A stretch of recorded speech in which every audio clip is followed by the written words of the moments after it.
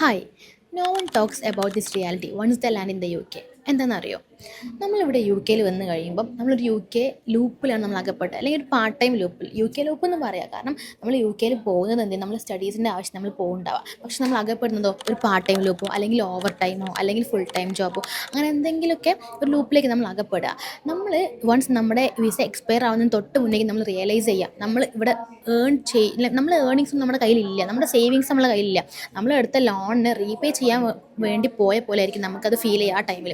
അപ്പോൾ നമ്മൾ എന്താ ശ്രദ്ധിക്കണമെന്ന് വെച്ചിട്ടുണ്ടെങ്കിൽ, നമ്മൾ പാർട്ട് ടൈം ജോബ് ലൂപ്പിൽ മാത്രം അകപ്പെടാതെ നമ്മുടെ ഓപ്പർച്യൂണിറ്റീസിന് തേടുക.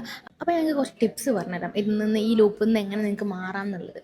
ഫസ്റ്റ് നിങ്ങൾ നോക്കേണ്ടത്, നിങ്ങൾ എന്തിലാണോ നിങ്ങൾ അകപ്പെട്ടത്, ലൈക്ക് നിങ്ങൾ ഭയങ്കര സ്ട്രെസ്സും കാര്യങ്ങളൊക്കെ അനുഭവപ്പെടുന്ന ആൾക്കാരായിരിക്കും. അപ്പോൾ നിങ്ങൾ എന്ത് ചെയ്യുക, അതൊക്കെ അതിൽ നിന്ന് ഒരു ബ്രേക്ക് എടുക്കുക.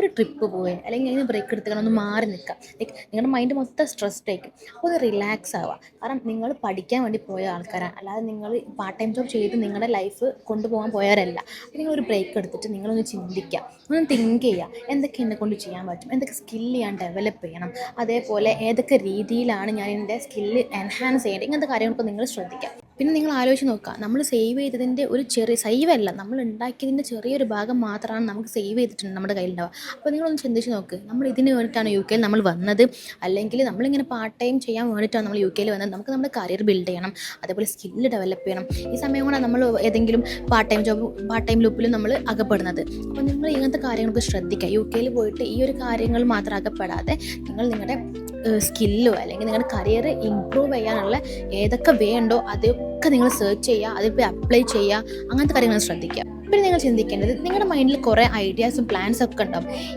ഈ കാര്യങ്ങളൊക്കെ നിങ്ങൾ എക്സിക്യൂട്ട് ചെയ്യാൻ ശ്രമിക്കുക.